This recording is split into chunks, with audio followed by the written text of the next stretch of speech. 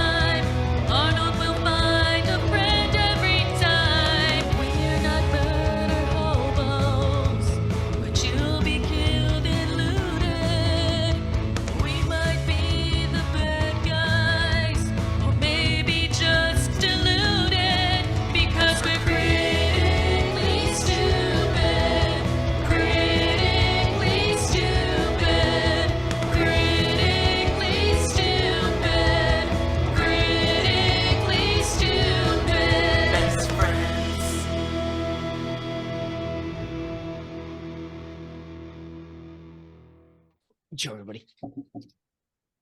What's going on, everybody? Welcome to your Dungeons & Dragons Real Play Comedy Podcast, Critically Stupid. I am your host and Dungeon Master, Alexander James, and my favorite part of last episode, hands down, was our lovely guest, Aaron, who was making shit up on the fly, and I had to just sort of run along with it the same way that the other players of this show usually do, and I found that exhilarating and thrilling and delightful and other superfluous words.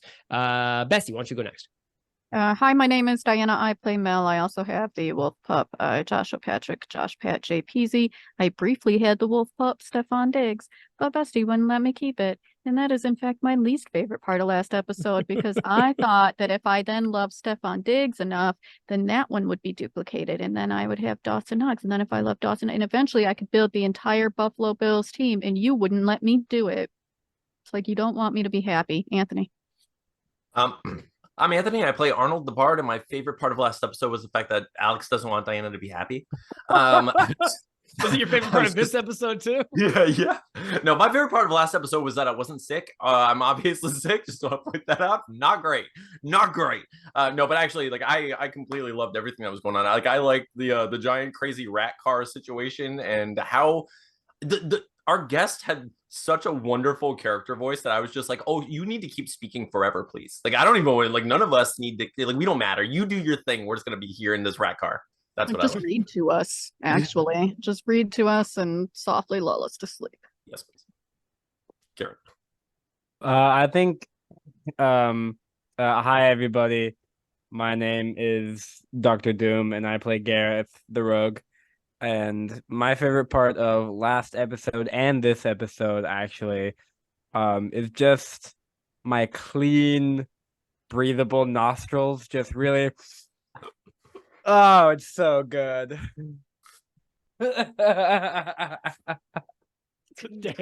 Damn. Breathing is overrated, bro. Like, how dare you? Dear audience members, please join me in a moment of like concentrated double nostril inhale breathing.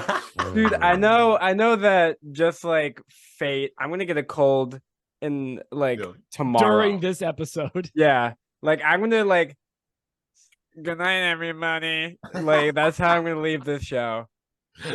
That's kind of fun because then it's passing between us somehow, even though we're all in different states. Ooh, internet virus. Right. I like that.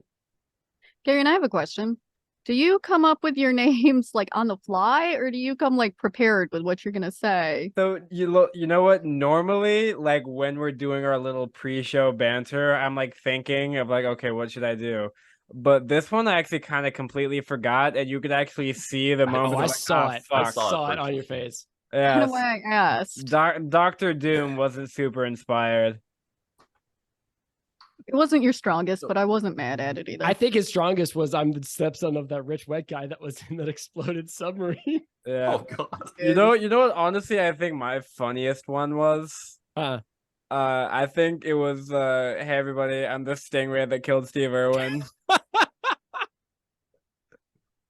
You know, I came up with one when I was out and about, and I remember I called Alex because I needed to like make sure it was cool, and it wasn't. So It was this part will not. get It was cut, not. but like That I'll one- tell you guys. Please. Oh God. All right. I was gonna Oh. introduce myself. I was like, hey everybody, I'm. Let me have this. What about yes and? Yes, and me, bro. All right. Let's do a cold open. So we have today for our cold open in a dank cellar in the bottom of Waterdeep sewers somewhere. There's water dripping in the corner. There's a bucket of questionable contents. There's the flickering light of a torch in a hallway. Two contestants are preparing to enter a blood arena. The door opens with a rusty squeal, and a half troll guard seizes one of them by like the shoulder and throws him out into the hallway and says, "Let's go," and starts marching them down this hallway. And we pass like a crude training room with no equipment but a set of wooden dummies and some straw shields. There is a forge master with like a beaten cherry red hearth that he's like slamming a hammer into and creating like a crude pickaxe. And with every step that this half troll guard and these two contestants make down towards the end of the hallway, where we can see there's like a light entering from a gate, there's like a muted roaring chant and like a beating of feet as an invisible crowd prepares for their daily sacrifice for entertainment. So good ambience. That's pretty good ambience. I didn't hear a word of it, but I liked your sort of like nice. Yeah, that great didn't audio. rely on visuals Great at audio. all. So Dianna, I would love to know how these two contestants know each other. They are brothers. Oof, bummer. Okay. Tough scene. Two brothers. You hate to see it. What are their names? Oh God, I'm not as good with the names as the other two are. They come up with funny ones, and I just fucking blank every time. And I'm blanking every time. I did notice that. Every time. You want to know my method for the madness here? Yeah. You just start saying a word. You pick consonants and vowels as they come. You ready? Eulyptus. There's one. Grikowski. Bang. Bonadante. There you go. This guy gets it. Malardia. The names. Which it's Eulyptus, and I don't remember the other one now. It was Eulyptus and Grikowski. Yep, right. There you go. So Eulyptus and Grikowski, the two. Their parents had really normal names, though. They were just like Janet and Kevin. Right, Janet and Kevin had Eulyptus and Grikowski. Yes. But are they in that? Are they in the group? They're in the crowd with like the names. Are they like? Yeah, actually, Kevin. They figure one of them will win, and then that's their favorite son. They have a sign with both they've names. Got a, yes, exactly. So they can flip them around. Whoever's, yeah. They're fighting for their parents' love. Also, I will say that the joke about the parents having normal names, it's not like my parents have weird names. Sometimes they just give the kids weird names. That's a normal thing to happen. Probably because he came out looking like that. So Eulardia and that's Grikowski alarming. walk down this hallway. and are bickering sort of back and forth about whose parent loves them more and who's going to win their parents' love. And they pass an arming station, an equipment station, where a gruff goblin with a scar over one eye barks at them to take a weapon. Garion, what do these two lads grab for weapons? You know what? I'm so glad that you asked me this question. Yeah. He's having Because regrets though. Grakowski, because I imagine it's like a big, just like wall of weapons, Sure. right? Just as far as the eye can see, and they're all plastered up like it's an inventory in the video game, one by one. And he's looking around. I think he picks up. He has two hands, so he gets two weapons, right? Obviously. Sure. One he picks up is a chain whip, but you know the weapon, what are they called? Meteor hammers, where it's like a whip with a thing at the end.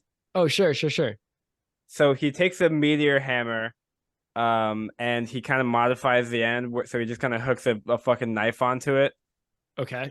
So it's just basically a chain with a knife on the end. Pretty badass. Pretty cool. The second weapon is a sword that can light on fire. It's like dipped in flammable venom. Okay. That they, real steampunky. Yeah, flammable sword and dagger whip, and then the other guy gets one weapon for the sake of brevity, and that is Because he It only has is one a hand, P5 and that's why he only has one. P2500. I don't know what that is. It is a pistol. It is six bullets in the magazine. Pretty simple design. Okay. So one of them gets Grakowski gets a dagger whip and a flammable sword, and Yalardia goes up to the wall and picks out. He says, "Oh, I think this is some sort of hand crossbow, but look at this, Grauk. It's not there's no bolt that I can see. I bet it's enchanted." And so I mean, he's Grakowski. got the advantage in a distance fight. Grakowski, who is, I'm picturing sort of like a Buffalo Bull sized human with like broad shoulders and like huge, like farm laden muscles, standing there with his he looks fucking like Hercules. dagger whip and flaming sword, sneers down at his younger, punier brother, who's standing there with a sleek black hand crossbow. Just And call it a gun. before they step onto the ramp leading to the arena, before they step fully into the chanting raucous cheers of the crowd screaming for their daily allotment of blood, the two brothers see the fiend and or person that they are facing as a third in this confrontation being pulled from the beast pit.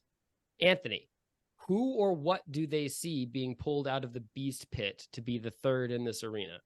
I hope it's another brother. No, it's Gerard Butler. Like specifically just Gerard Butler. Like it has to be.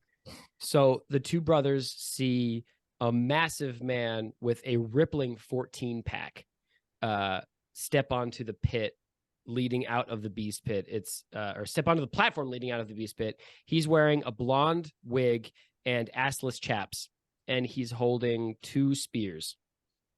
And as the gates roll up on this arena, the two brothers step out into the sandy floor of this fighting pit, and the crowd is screaming, and they look up and see their parents flipping their sign with their two sons' names on it. So it's Eulyptus and Grakowski, Eulyptus. But we pan over to the most important person in this arena, and that is towards the end on a raised dais, a pale man with lank white hair and olive colored eyes, not olives for eyes. Important detail. Super important clarification. Steps up onto the platform and says in a high-pitched, quavering voice, "Let the bloodshed flow." And then a klaxon screams, and the crowd screams with it. We're going to cut to black right there. Let's do smash cut to you, ding dongs. Smash cut. Standing in front of a fabulous wrought iron gate, you are looking into a courtyard of one of the most lavish mansions you've ever seen in your life. It's set back from the road by about 500 feet, and the space between the house and the road is filled with swaying trees and manicured gardens, and there's a glass like greenhouse with lush verdant plants curling out of the open windows, and there is an attentive security guard in like a blue tunic and cape standing in front of the gate, and he eyes you as you approach, and with a burly sort of growling voice he says, "Yes, can I assist you?" Yeah, we want to talk to Miss Romeo Haventree. Remalia Haventree, is this? That's the one. That's what he said. That's what he said. Are you invited? Yes. Yes. What is the name of that I should tell this steward? We're the Harper. We're part of the Harper organization. Can we say that? Right. Our name is Harper. It's Harper. Yeah, it's us. That for is sure. our last name. We are a triplets. Your combined name is Harper of the Harpers. Is that what I'm getting? That's No, what I'm getting it's from you our guys right now? our last name is like we as a family are called the Harpers. It's our band name. Is the thing. I'm a musician. Ah, fuck. Why didn't I just go with that? That makes so much more sense. It's too late. We're triplets now. All right. We could be triplets in a band. That's I right. mean, like, I don't know, the Partridge Family. I think the security guard like goes. There's a sort of a turret set in on one side of this gate, with a little grill window, and the security guy goes over there and like whispers a name, and of a shadow form on the other side of this grate goes, and the guard comes back and says, "I'm so sorry. I have no Harpers on the schedule. Is there perhaps another name that you would be invited as?" The first thing I was about to just like, yeah, can I just like see the list real quick? Can I just pass me that? Make me a persuasion check, please, Gary. No, I'm not gonna do that. That's why That's objectively a bad plan. yeah, I did. I thought about saying it and then didn't Funny say would it it, be if and he then rolled like a 20 though, and he handed you the fucking list. yeah, but I think I've like rolled 4 natural 20s in my whole life. Fair, Okay. fair. So,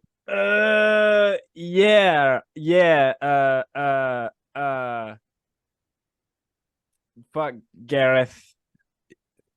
Yes, of course. Let me. He goes back to the window.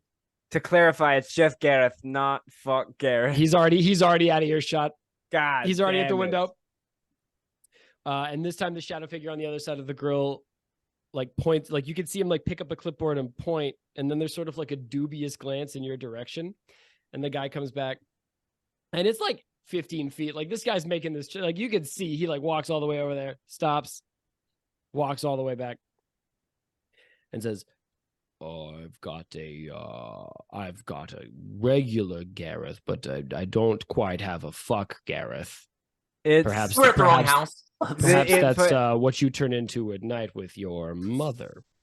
you know what? Weirdly phrased insult. Fuck is a title, and I find that very offensive. I am so sorry. I'll have your job for this, you know. I'm I going to see your boss right now. literally beg your forgiveness. And you see him actually like start to drop to a knee and then like think better of it halfway down. So he's frozen in like a half kneeling, and then he just sort of says, "The gate is open if you would like to just go." Cool. Have a great one, man. I like pat his shoulder as I pass him. He stays in this awkward half kneeling bow as you three and Josh Pat walk through the gates. You guys walk through the courtyard of Remalia Haventree's mansion. It is full of lush plants and elegant garden beds, and there are gardeners like talking to each other and pointing out like new features. There's a water fountain, but a liveried steward meets you as you're approaching the house and greets you very cordially as a group and ushers you in and says, "Milady is just in the library. I'll show you right in. It's the private one, so it's not quite as grand. You'll have to forgive us a little bit of a mess."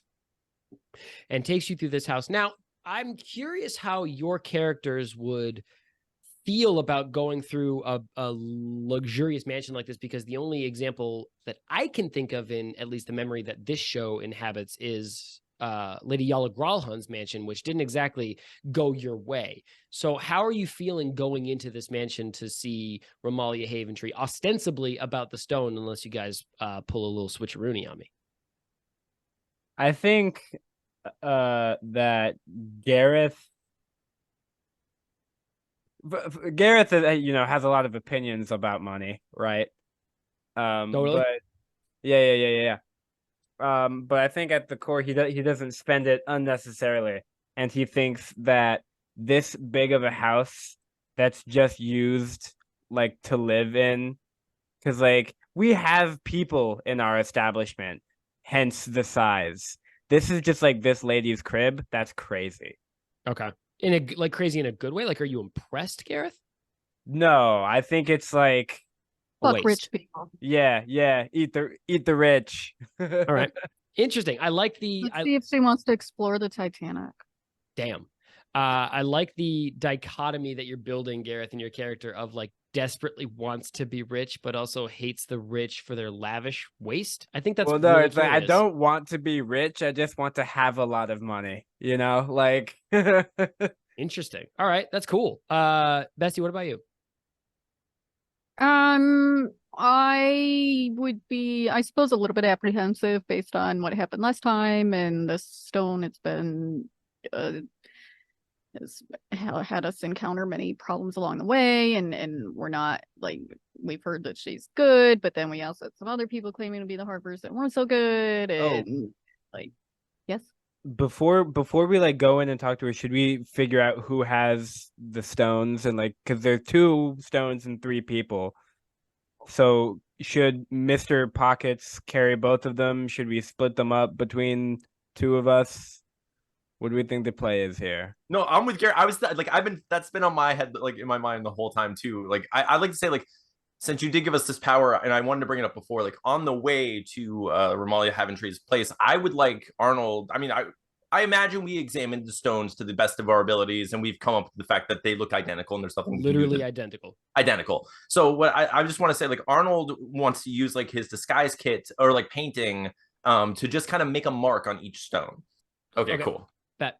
So Gareth Holy has... shit! There's a cat in your background. Sorry. Yeah, Nimbus doesn't like the... What's up, dear listener? I have a cat named Nimbus. I've cut all of the bullshit out before you're hearing this, because there's about 5.5 minutes of just logistical nonsense. I have a cat. His name is Nimbus. You'll see him crawling around my background. He's very cute.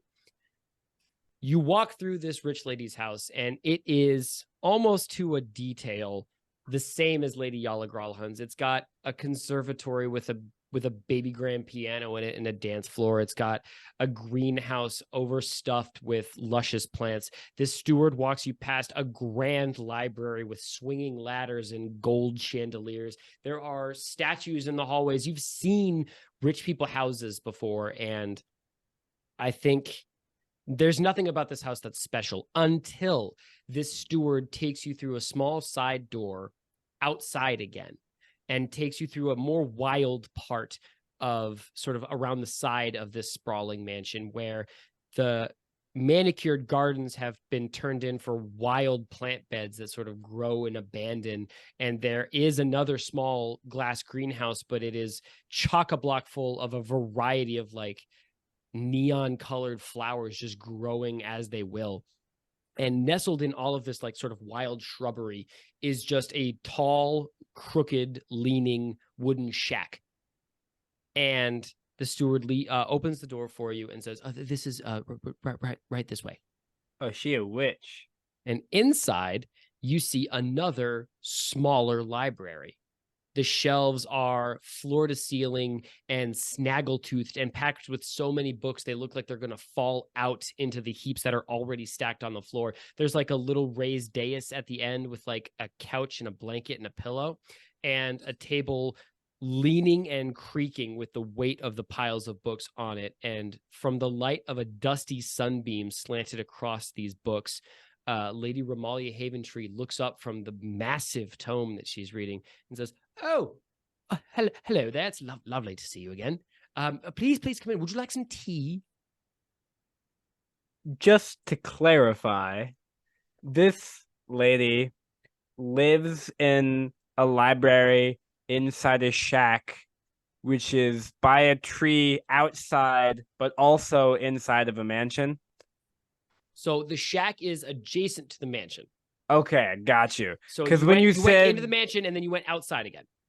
Yeah, when you said that, for some reason I pictured like a courtyard in the middle of the mansion, almost like how Central Park is in the middle of New York. That is, I've never heard anything that described to me that is more obvious of a witch in disguise. Let's get into it, man. Duck under the table and let's find out. I got surprises for you, ding dongs. You don't know. Yeah, dude. I broke into your house. I read you all know? your shit. What do you know? Go ahead. Say it. She's gay. Damn it. Fuck. It doesn't actually matter to the story at all. This is a fun fact. Oh, there he goes. That was the joke that has him quitting. I was gonna say, I was Gone like, too far. that All right. was Not the toe Korean of the joke, that line. one. Damn it, Bessie. I got to cut that out now. Okay. So she asked you if you'd like some tea. No, thank you. The last time we accepted drinks from somebody else, we had a life-changing trip. It was, it happens to the best of us. Oh, delightful. Yes, of course. I would naturally be suspicious if I were in your shoes as well. Please sit. Terrence, Terrence, can you bring in some extra chairs from outside? And the liveried steward brings in, seemingly out of nowhere, like 3 or 4 lawn chairs and sets them inside this sort of crooked library. It's cramped, but there is enough for all 4 of you or 5 of you with Remalia Haventree to sit around this table and sort of look at each other over these stacks of books. We have some questions for you, Miss. Of course. Yes. I'm happy to be of any assistance. I must say, I do want to thank you for your assistance the other day with the slight carriage issue. If you will remember, there was a sort of issue with a carriage and a stranger who was in it threatening my life. And then you of course rescued me very courageously. And then there was that incident with the blue whale. I just want to say thank you. I have handled the city guard, so they shouldn't be bothering you about that. All of the other escapades you've been getting into since then, of course, I'm don't know how much I can help with that. Of course, naughty. But yes, thank you so much for your help. Well, of course, you're it's wondering, just so whale, fortunate that I happen to be strapped to the other side of your carriage. Anyway, Mel, what'd you say? I said, oh, and in case you were wondering, the whale was completely healed. The Was whale's it fine. it was healed? Are you quite sure? Oh, gosh. The wounds look very serious from where No, eyes totally and well, healed. the partial- whale is gone, which is the real important part. But you said But you also said quite fine. healed. Yes, you said Yeah. fine, and I'm just sort of curious what that means to you as a person. Tess healed him. He's fine. Now, listen, dear, I don't mean to quibble. Look, Look, the woman's she's saying that the whale is completely fine. You understand? Like, he is a fantastic whale. And then Arnold's like, do I have to keep doing this? No, my dear boy, I'm quite aware that you were adopting a persona. I am I really appreciate it. I'm so sorry about all of that. We were trying to go through this whole thing. But like she said, yeah, the whale's fine. We do have a lot of really important questions for you, though, and thank you for letting us into your home. Of course, yes. I'm happy to be of any service. I know that you've been sort of wandering around, and not in the dark, of course. You've had your own answers. You've spoken to some real characters. That Dave Star song, my, what a charmer he is, huh? But yes, you of course you would have some questions, and I am here to help. Yes. How much, if anything, really, do you know about the Stone of Golorr? My, dear boy. It's straight to the point. I respect it. I love I no beating around the bush, as it were. I know quite a bit about the Stone of Golorr, both from my own archives and the little whisperings of birds that I've got around the city, specifically in Arond Gralhun's study after he unfortunately perished at the hands of Urstel Fluxen. A number of those books made their way to my study here, and now I am in the know of a certain number of things about the Stone of Golorr. Okay. So we heard it was, streets are saying that it's some sort of key. Yes, it is in fact a key to a vault under the city, in which Dagold Neverember, son of your companion Rainier Neverember, or Companion is a excuse me, strong word. father of your erstwhile companion Rainier Neverember, My best friend, Person we yes. have been seen with. embezzled 500,000 gold boobies and hid them underneath the city. Yes, the Stone of Golorr will grant you access to the vault. Excuse me, I'm so sorry. I know you're full of questions. My dear lady, would you like a snack for your small puppa there? He seems to be snoofling around some of the books. They are unfortunately not edible for the boy, but I can have one of my servants fetch just a little snack for him. I don't, obviously it's your dog, so I don't want to overstep as a pet parent myself. Where is he? Like someplace specific? I think or- Josh Pat is just sniffling around some books. He's just sort of like moving around. I know there's a lot of books. Do I see anything else? Anything else specifically about the stone, or like are you just sort of like doing like a once over to see like what she's Like reading about is immediately? is there anything that I would notice that's not normal? Is there anything that could potentially be dangerous? Is there Anything that Yeah. isn't a book. Give me let's just do a basic perception check, Bessie. If I pulled any of these books, would the bookshelf rotate? See, it's a big mansion, a lot of rooms, Dude, if I'm rich one day, I'm absolutely having a secret room behind the bookshelf. Oh, for sure, right? 14? 14. She seems to be reading from sort of just like general history tomes, Diana. Like you see entries for the city and a little bit of the history of like the guard and the militia. You check the spines of the books sort of in the immediate table that she's sitting at, and they're all along that same vein. There's a couple of gardening books, a lot of like history of the city, and some sort of like arcane tomes. Nothing that would like raise your eyebrows in terms of like danger or harmful information. Would you recognize?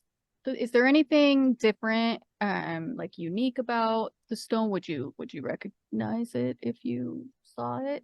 Let's Or say it was more right importantly, next to one or two that looked exactly. or like it. more importantly, do you know where the stone is?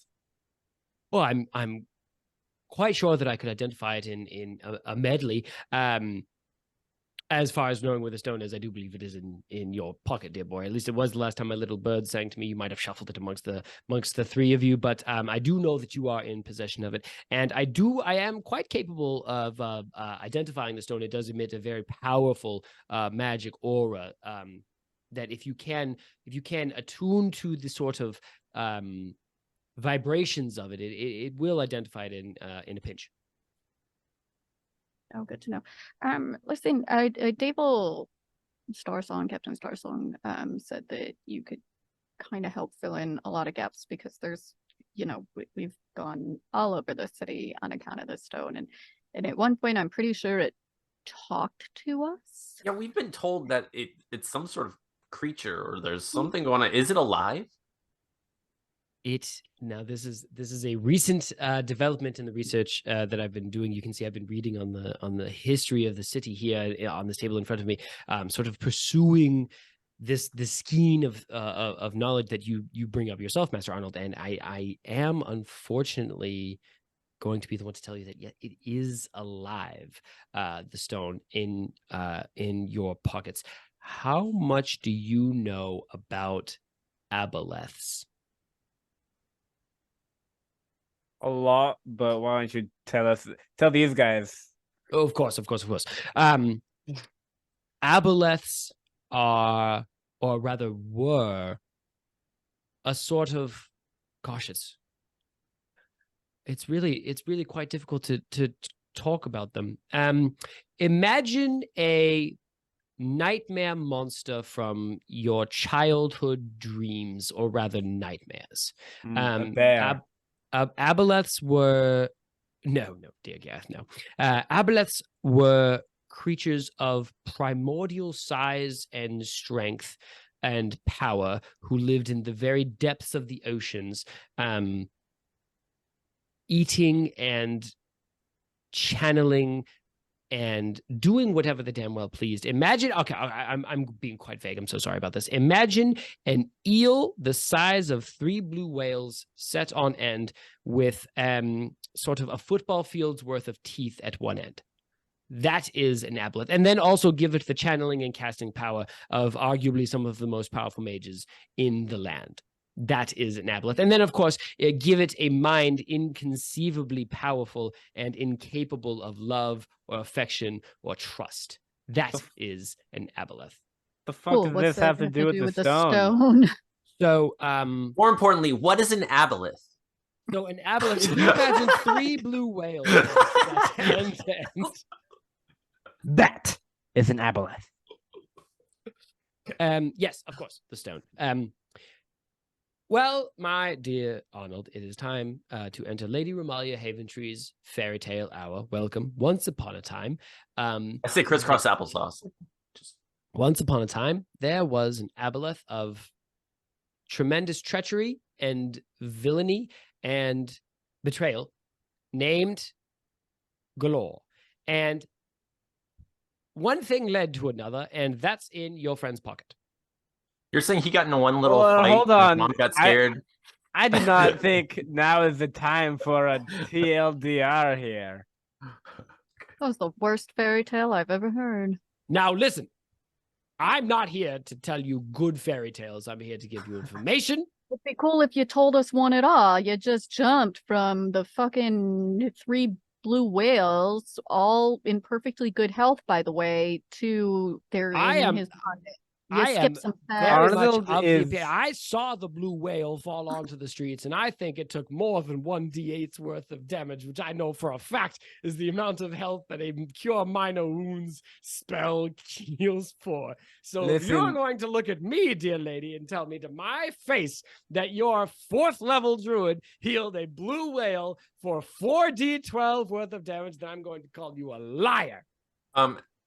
We saw it. What is Yeah, we the saw it level? happen. What the fuck are you talking about? Dice?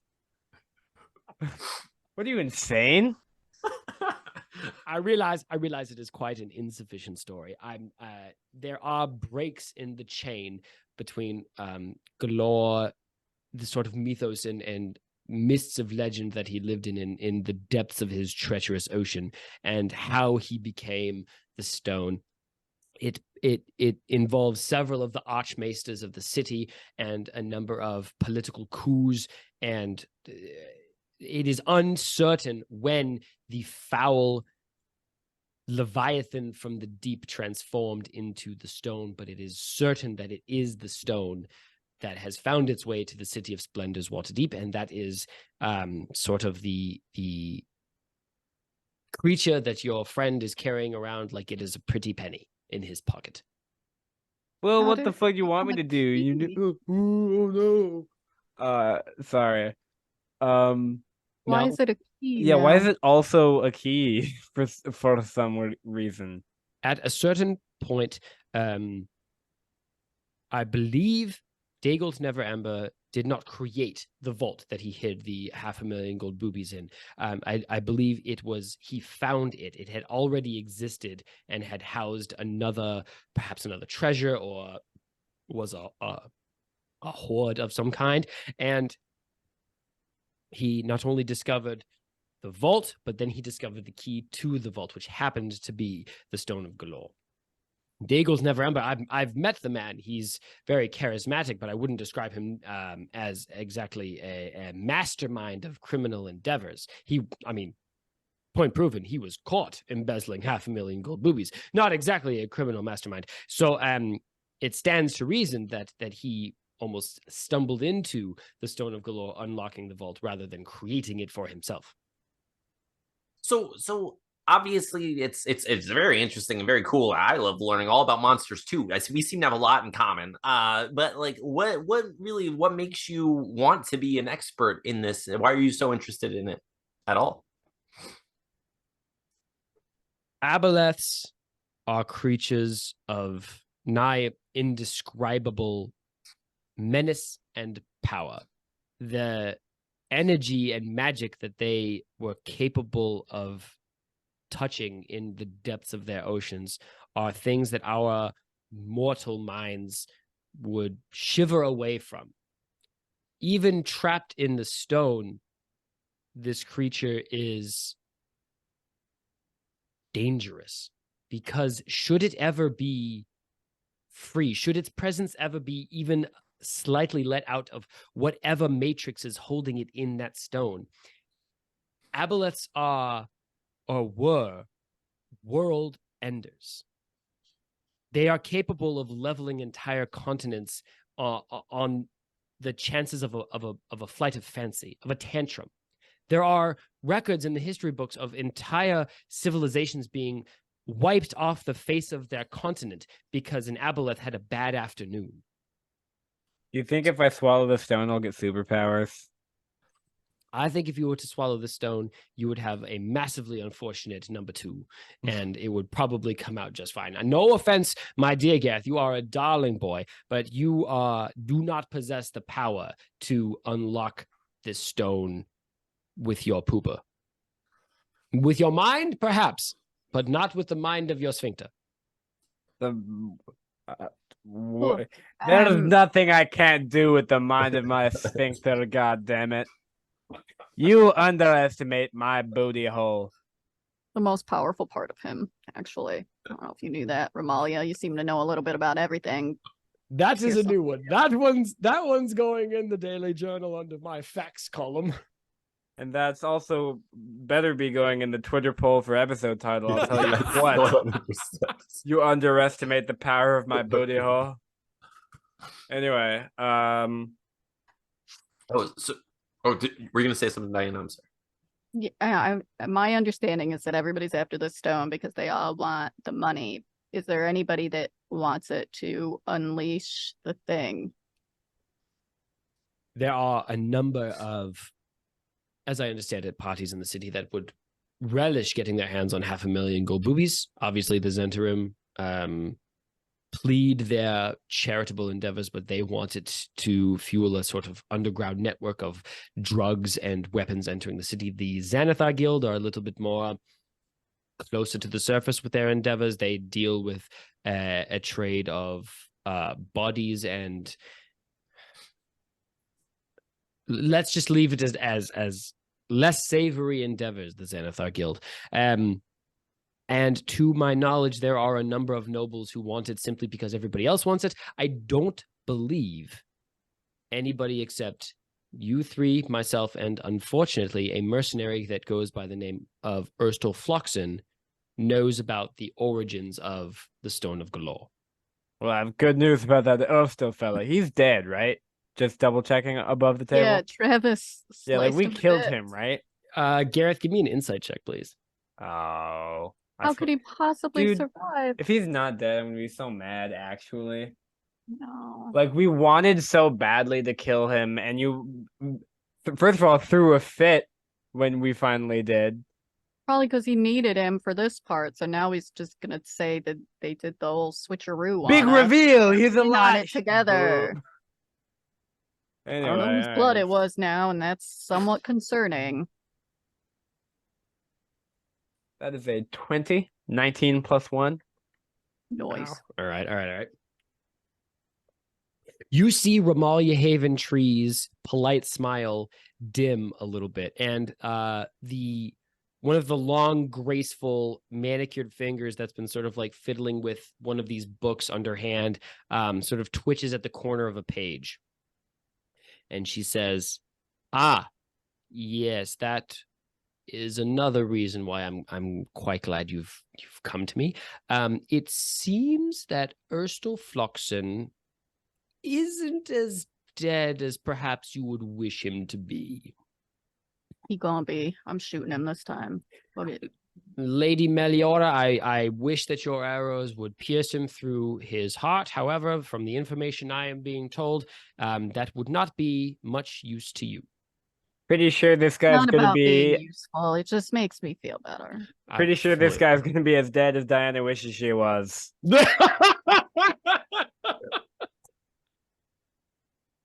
He's just living out my dream of dying. Damn. Okay. More questions for. Oh, so I want to ask. So Arnold says, okay, I feel like someone's owed some money then. It's unfortunate that our friend betrayed us in such a way. But ma'am, would obviously the Stone of Golorr has been a stone for a long time. Like it doesn't just randomly turn into a giant eel bust situation. Would unlocking the treasure beneath the city unleash this beast? Is there a specific way to unleash the beast that we should know about?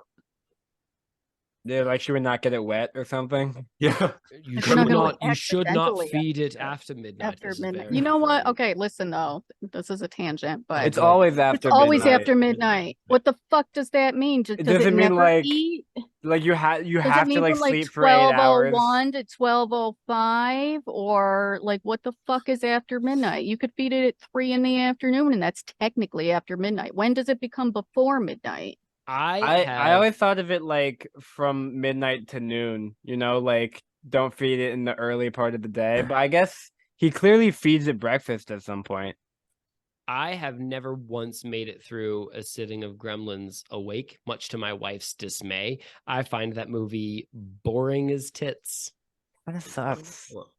No, I like it, but I get it. Because like What's the midnight thing, Anthony? Oh no, I mean it doesn't make Midnight. it makes as much sense as you think it does. It doesn't Okay, make I'm sense. just That's what checking. they make fun of it in the second movie. Like the second movie is Oh, I all haven't seen super the second no, it's super self-aware and like really funny. It's just one of those things like they're like, hey, let's poke fun of like how ridiculous this movie is. Well, like, how did the first script get by and everybody reviewed it and everybody was in it and nobody was like, hold up though? Like, No, it's of course not. always... all right, Dungeons and Dragons podcast. Yeah. Based on the readings that I've been doing and the people that I've had my little birds whispering to, I believe that the seal around the stone is weakening. I think that it is a ticking clock and it is ticking down in one of your pockets. I don't know how much time is on it. I do believe that there are certain levels of power that are required from the stone to open the seal to the vault. And I do worry that that level of power would increase the speed at which this clock is ticking down. Now, this is a spot of good news. There are a number of solutions that we have available to us to increase the time, or if you wanted to find the vault and you wanted to, God forbid, attune to the Stone of Golorr to see where the location is, we have some options available to us in terms of what we can do to increase that barrier between Golorr and the world. But it is ticking down. Hey, yeah, go back like 15 seconds. You said we could attune to the stone if we had it to find the vault.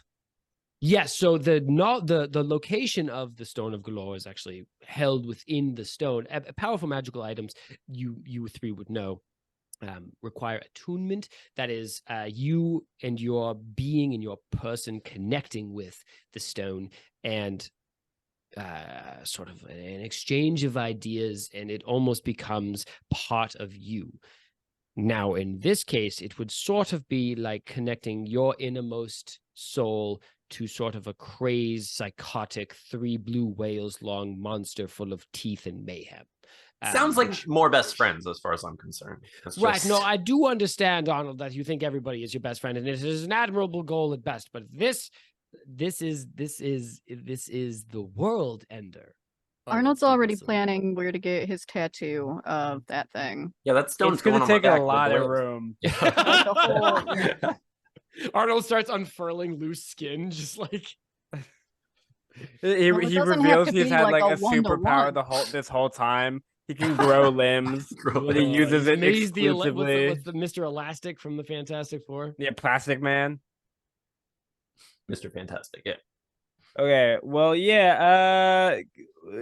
So I mean, yeah, if we could do something to like prevent this Leviathan of sorts from ending the world while we hypothetically find out what the vault is, that would be nice. I have heard mention, sending my birds flying throughout the city, of a shard of. It's a shard. It's called a shard solitaire. It's a magical item that essentially enhances a holding field on something. It's a space between planes for whatever you need it to be. And I believe that should you want to attune to the stone, should you want to open yourself to this monster, the shard solitaire should at least bind it to one place so that you have a chance of doing this without it destroying you completely.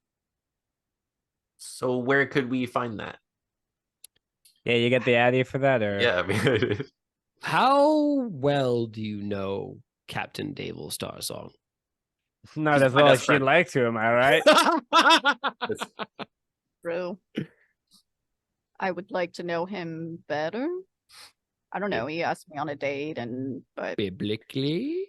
Yeah, honestly, I'm gonna mean, be that's so the real. dream. I've seen David once, and I wasn't really. I just kind of ignored him.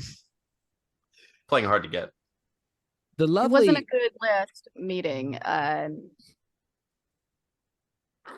the You seem lovely, to know a little bit about everything before you. the lovely captain of the Zentarim is more than he seems to be.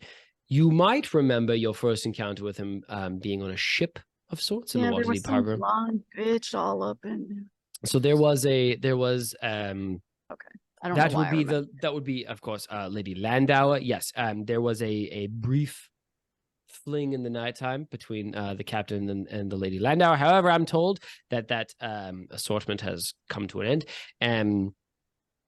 Captain Starsong is a little bit of a rascal, shall we say, and has had not one but two of his ships blown up by the Xanathar Guild, which of course does not endear him to the Xanathar Guild in the first place. But I suspect you know a little bit about our sort of underground civil war brewing, so that won't come as any surprise to you. However, what might come as a surprise to you is that the reason Davil Starsong was so incensed that his ships exploded was because there is a secret third ship that Davil Starsong has to his name that hides cloaked beneath the bottom of his ships, and it is where he keeps his vault.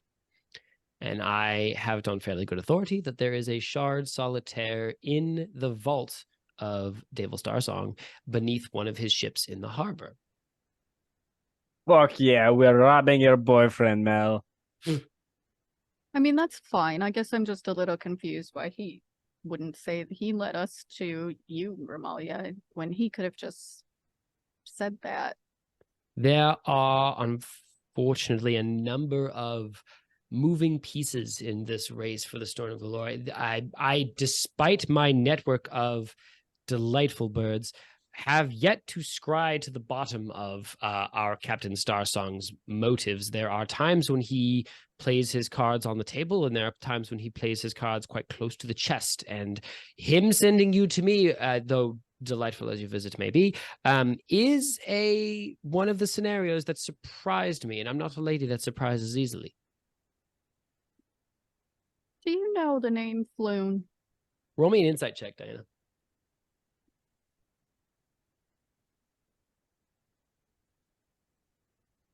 Question above table for Alex and Diana is, if we do in fact end up robbing David Starsong, what's the over under on Mel like distracting him over like a romantic candlelit dinner, while me and Arnold do like a heist shenanigans. Holy shit. I see like a private Yes. candlelit dinner in like a cabin with like suspicious thunks and bangs going on under the floor. And Oh, yeah. it's like, what's that? And Diana's like, don't worry about it. Look at me. Yeah, at some point, me part and Arnold are like passing behind him, holding something really big, like holding something really big, and You're then like walking Mel a has to- whole ass statue. yeah, and then Mel has to do the classic like grab him by the face, like, no, whoa, don't look that way. Okay. Diana, what'd you get? 18. 18.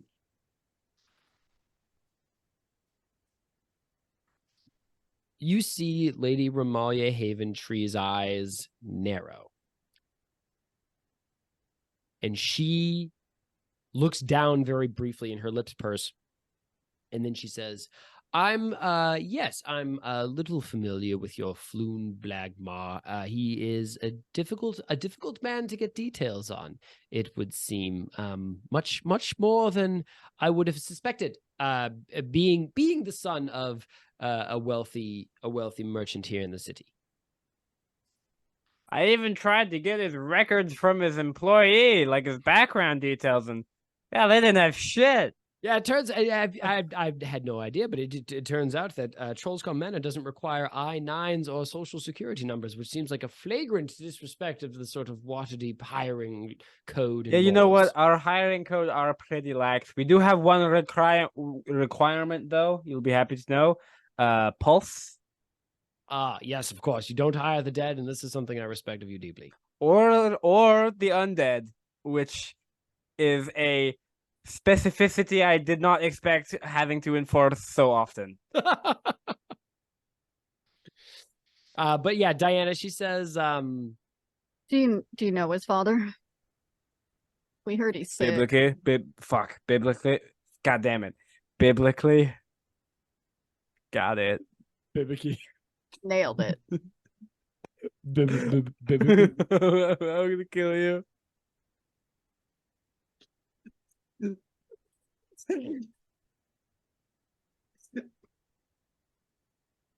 Mm-hmm.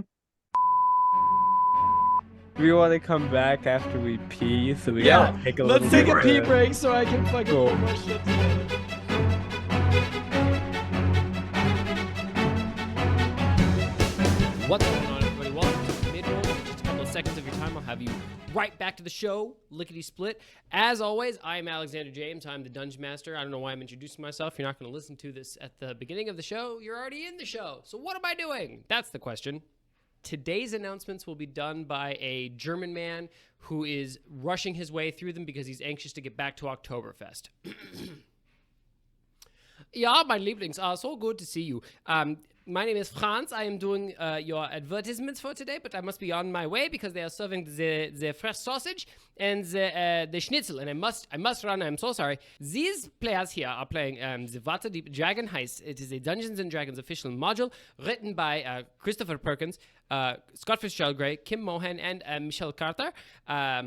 It is a most wonderful piece of literature, and if you go to wizards.dnd.com, you will see all of the wonderful activities they have there for your children and for yourself as well, should you enjoy them. If you would like to end up as a character on Critically Stupid, you can go to criticallystupid.com. Fucking criticallystupid.com. I don't have a website. If you would like to end up as a character on Critically Stupid, I'm turning Romanian. What the fuck? It's fine. It's fine. If you would like to end up as a character on Critically Stupid, you can tweet the show at CritStupid. You can also tag them in a video on TikTok. I'm a little bit Romanian now. I'm sliding into Transylvania. The more we go, I got to pull it back.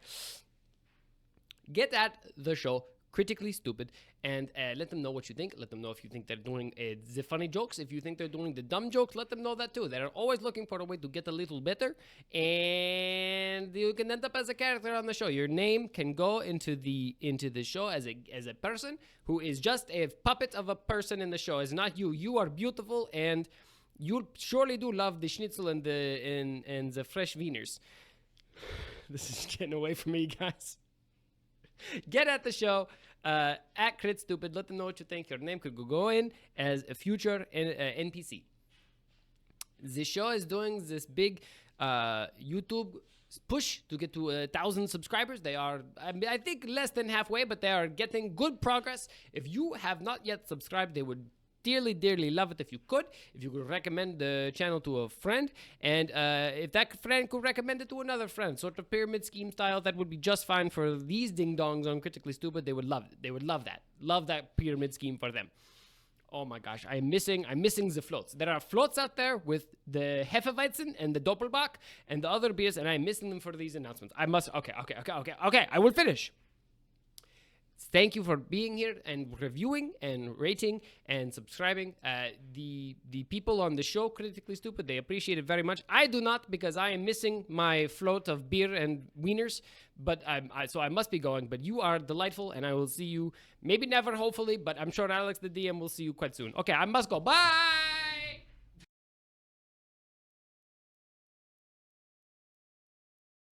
What's going on, everybody? This is the sponsored ad segment of our show. We are so excited to be sponsored by Libris Arcana, maker of fine dice. These guys do a really great job. They offer dice subscription sets. You can sign up and get a new subscription set dropped at your door every month, or you can just go onto the site, buy one set of dice, cancel that subscription, and then you never have to worry about it again. They have dropped genuinely 3 or 4 of my favorite sets of dice that I own just this summer alone. For example, I've got on my desk right now, this is the Ginger Mule, or the Moscow Mule set, something like that, but they're like gold and green speckles, and I'm like obsessed with them, and they're so easy to buy. You can go onto the website, you can use our discount code to get some money off, and yeah, I can't say enough nice things about these dice. Garion, what's your favorite Libris Arcana set that you've gotten? Hey everybody, it's me, Garion from Critically Stupid, and I'm so glad you asked. My favorite set that I've personally gotten has been let's see, Ancient Iron. Actually, it's one of the metal sets. Nice. Reminds me a lot of Skyrim. I will say that keeping it serious, keeping it outside the bit here, one of my favorite things about these dice is they're so satisfying to put in a sock and beat people with. The weight is just so right for the arc of the swing, and damn it if I can't get enough of them. Anthony, how do you feel about Libris Arcana? My favorite thing about Libris Arcana dice is that I used to, when my parents would leave me home alone, I'd have to do this elaborate thing where I put, cardboard cutouts in the windows so people thought that I was. Now what I do is I just leave dice all over the floor so people can step on them and hurt their feet like Legos. I also I have a slingshot. I can also shoot at anyone who would come into my house otherwise. And Libris Arcana are specifically fantastic at this because they have those incredible metal dice. I don't know if you're aware of this. Go check out the site. That they have all sorts of metal dice, resin dice. They're all beautiful and well crafted. What about you, Diana? What do you like about Libris Arcana? Well, before we get into that, I just want to remind you, Anthony, that you are an adult now and you don't actually have to do the Home Alone thing anymore. Just we don't kink shame on our podcast also. Oh, I know. All right. Did not know that's where we were going with that. Yeah. God, I love it when she grabs that hot doorknob. It was taking a very weird turn. Libris Arcana dice. I was actually just on the website recently, keeping it very serious because Anthony, I owe you a set, and you haven't told me which one you want. But they have some really beautiful choices, and you guys should all check that out. You can, as Bestie said in the beginning, you can do a dice subscription. If you need to cancel that subscription for any reason, it's super easy to do. It's like you click, I think, 2 buttons, and no hassle. They don't hound you with emails or anything to resubscribe, because we know we hate that. And then if you want to start up again, you can, and you don't ever have to talk to a real person, which for me, that's honestly one of my most favorite parts. So check it out. Go see their beautiful dice sets. You can do the Home Alone thing. You can put them in a sock and beat people thing, or you can just play D&D and have a great time with your beautiful dice. Use code STUPID20 at checkout for 20% off. Again, that's LibrisArcana.com, code STUPID20. Stay homunculus. Defend your home against the wind.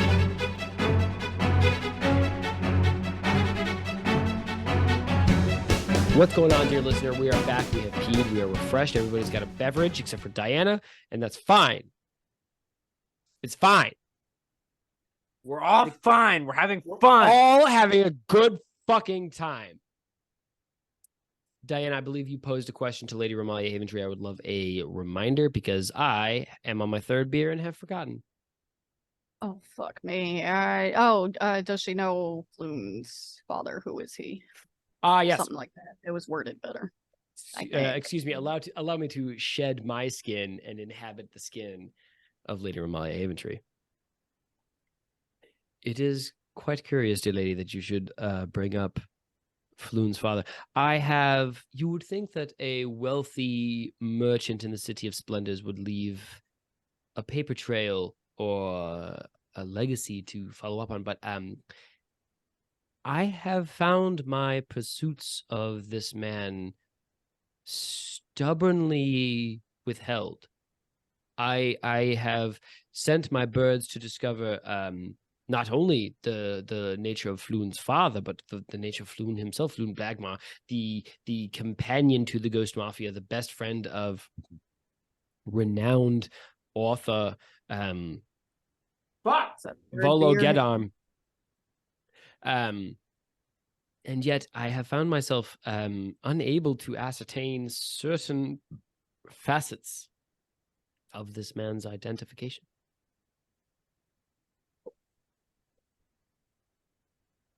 Do you know who Floon is working for, though? I believe he is Well, employed by ideally. the Troll Skull Manor, which is Okay. owned by you three Bing Bongs. Okay. Rude.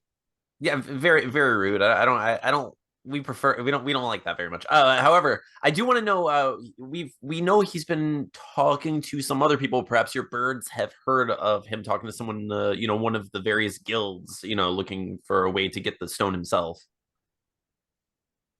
I haven't heard anything of Floon pursuing the stone. No, the most recent information I have was the, Floon Blagmar sort of took a trip outside the city, or several trips outside the city. Actually, maybe some months ago, he went north to the sort of wild mountains north of Waterdeep, and then he went east, where he met sort of a village that had been recently attacked by wolves, and then he made some trip south to the sort of wild forests, and then he came back. And it's quite curious, actually, because I have no record of him moving through the city before these trips. It's almost like he sprang out of a hole in the ground before he made some big announcements to several of my birds and the sort of voices that whisper to me in the darkness that I have here in the city. And then he left on these 4 trips and came back. And then, of course, you 4, 3 and Josh Patrick entered the scene. Did that make sense? Sorry, I've been drinking. Did that make sense, like linearly, story-wise, narratively? So he's just been traveling around a lot, and then he arrived at Waterdeep, and there's no record of him. So there was no record of Floon until he left. He made several announcements that he was leaving the city on 4 trips: 1 to the mountains, 1 to the east to a village that had been recently attacked by wolves, 1 to the south to a wild forest, and then another one that she didn't specify. It's maddeningly unhelpful. We still don't really know that much about Floon. He's hiding something. If you will remember from pre-episode 1, each of you had an encounter with Floon bringing you to Waterdeep.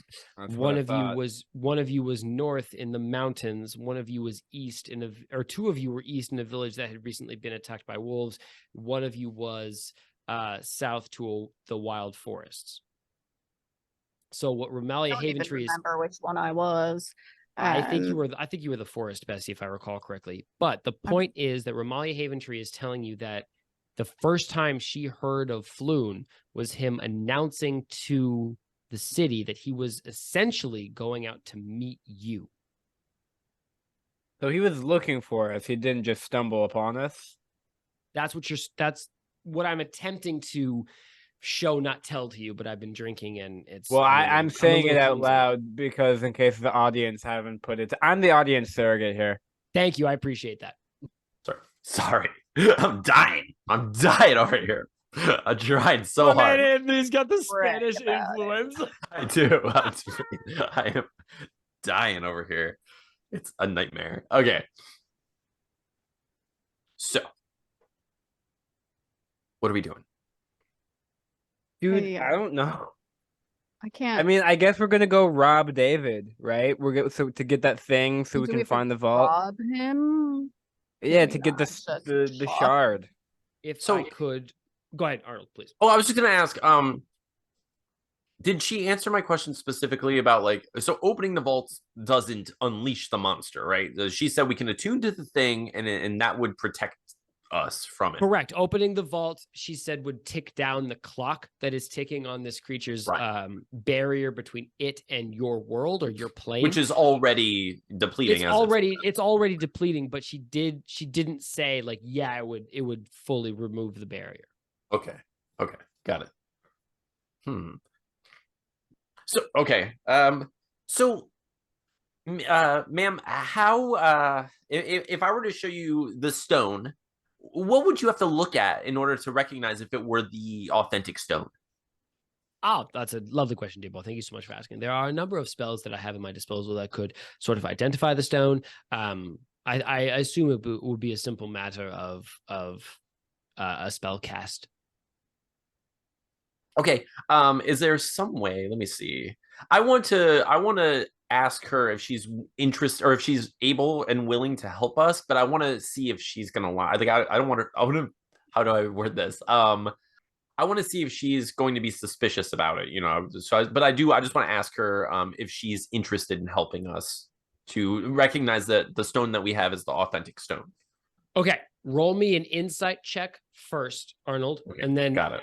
ask the question All right. knowing that you're going to be scrutinizing her answer. Gotcha. Okay. 17. Okay, I got a 17. Okay. Let me think. So let's say, obviously, Mrs. Haventree, we know that a lot of people, yourself included, are very interested in the stone. We would really like your help to know if the stone we have is the authentic one. We're not sure. We have some questions about it. But If how do we we have it?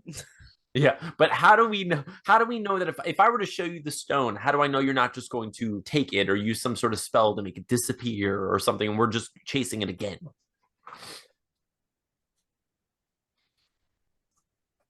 You don't have to know me, dear boy. I am a stranger to you. You three, four, including Joshua Patrick, have been through an ordeal and a half. I know all about the events of the Waterdeep Rumble, Downhill Fury. I know all about your encounter with our illustrious rogue, Davil Starzong, and everything about your leaping between the feud of the Zentarim and the Zenithar Guild. You would have every reason to be suspicious of me. I would be alarmed if you were not. The only thing I can offer you is my good name and the repute that I hold within the minor organization I am a figurehead of, which is the Harbors. We are here to help, and if you cannot bring yourself to trust me or us, I fully understand, and I would beg you not to show me the stone and not include me any further, because this is no mere trinket you carry. This is we are playing with a fantasy gun with real bullets. I think Gareth will just be like, all right, have a good one then. And like start to turn around. See ya. I mean, we kind of need her to tell us. We don't fucking know which is which. Okay. Oh, so can I ask her? So Miss Haventree, let's just say that the stone we have isn't the Stone of Golorr and it's just a rock that looks very convincing to me because I'm not the brightest. If we were to find the vault and such and try to use the key, this fake key, would anything happen? Are there any booby traps or anything that you know of that would, what would the result be there? I don't know where the entrance to the vault of Golorr is, or the vault that houses this 500,000 gold boobies. I would be surprised if it were sort of unguarded or untrapped. I don't believe there would be a repercussion of attempting to use the Fall Stone. I simply think it would not work. Oh, okay. But that is, my dear boy, my best guess. We are starting to tread away from what I know into what I suspect, and I can make an educated guess. But of course, you are the players in this game, and I am but a knowledgeable bystander, unfortunately. If only there was some sort of term for this, a knowledgeable player, an NP. Bitch, that's a KPC. Yeah, that's KP. that's The joke is that Gareth can't spell, neither can Garion. Anyway, That's the joke. Yep, that's the joke. so I'm thinking that. Sorry, go ahead, Diana. No, I had it was kind of an above table question.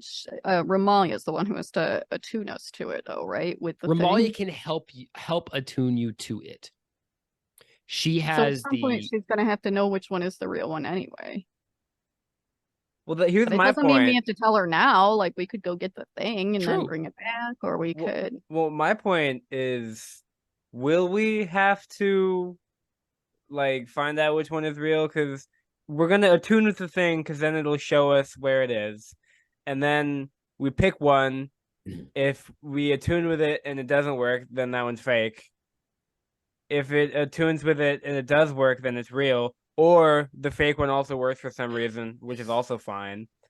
And then we could get to the vault, and then if it doesn't, it's like opening a key with a fake, or opening a locked door with a fake key. The door won't open, so that's how you know it's fake. Well, we need to She's attune not to going the to be right able one, to right? attune us to the other one. The other one's just a rock. Well, then if she can't attune us to it, we'll figure it out then. That's what I. Yeah, so I'm saying we don't need to figure it out because we will figure it out inevitably. That's what I just said. Oh, so we're just violently agreeing with each other. Cool. All right, great. I'm glad this is all settled then. So before we leave, have an accord. can I just ask? Is there any? Could you? I know you have a lot of books here, and I'm not. We also have a library. I probably don't have the same sort of books you have. However, are there any books you could recommend or maybe even lend to us that would help us in the tuning process if we aren't able to come back here in our journeys because they are treacherous and dangerous and such? Yes, thank you so much for asking, my dear boy.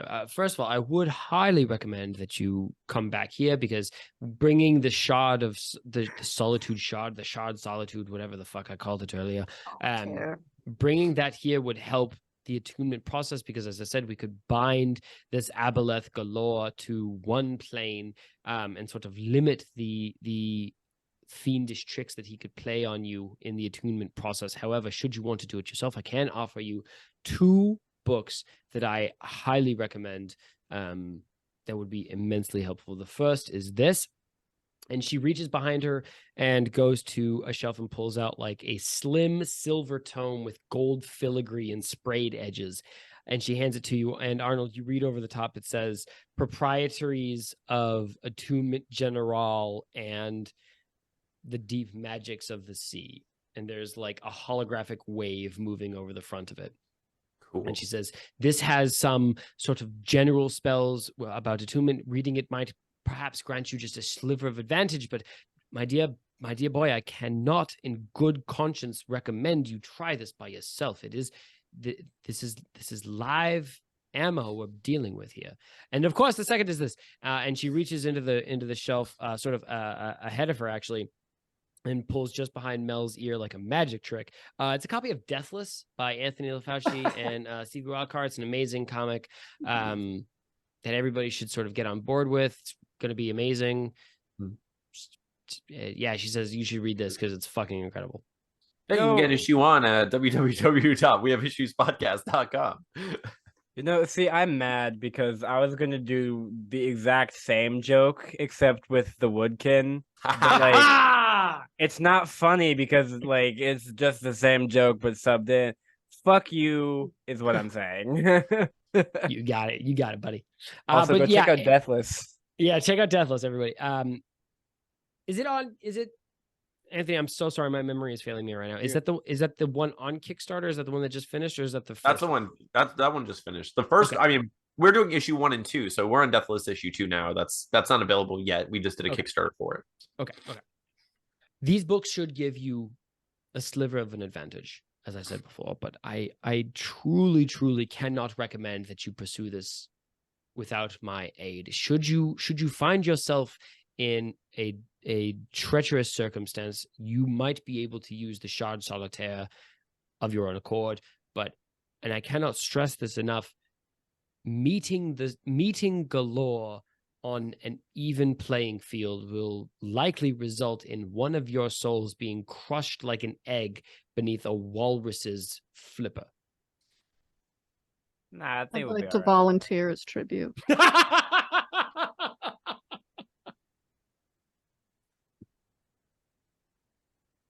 God damn it, Diana.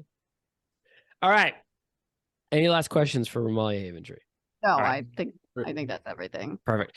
You all file out of this leaning sort of like witch cottage-esque library just in time to see a messenger throw himself off the foaming at the mouth horse that just ran into this courtyard.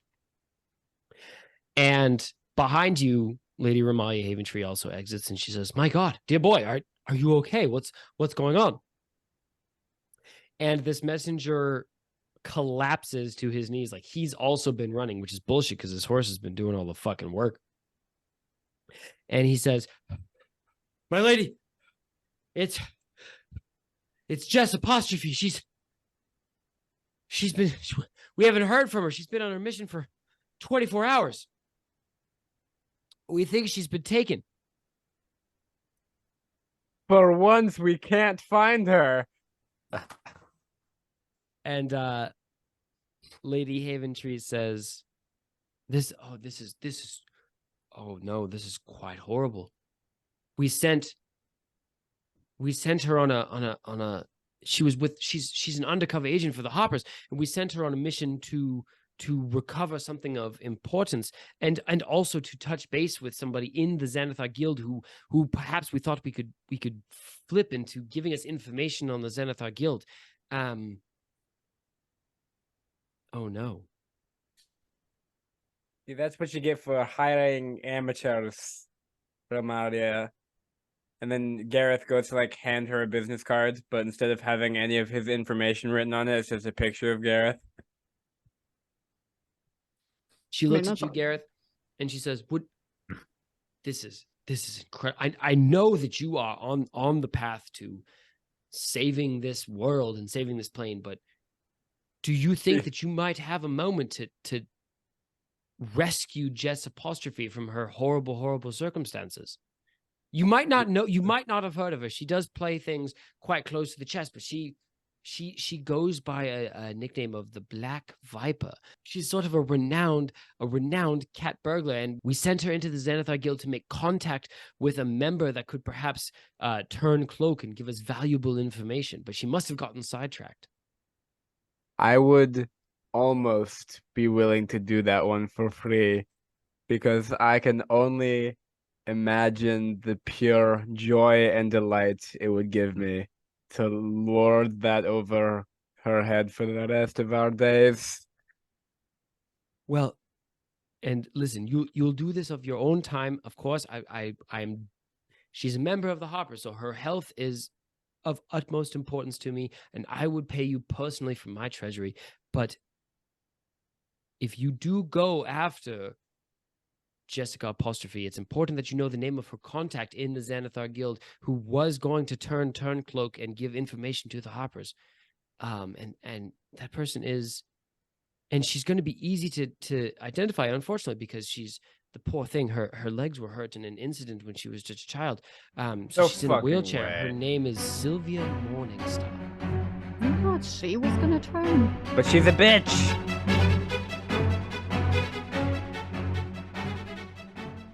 Words cannot express how happy I am that Stay Hofunculus caught on, dude. Holy I liked shit. it. It always made me laugh because I'm Yeah, very that's it. immature. So I have deliberately put Libris Arcana Dice for Life in every single episode. In the last 4 in a row, Garion has ruined it for me, and I'm so deeply Dude, I'm upset. begging you on my hands and knees, leave it in.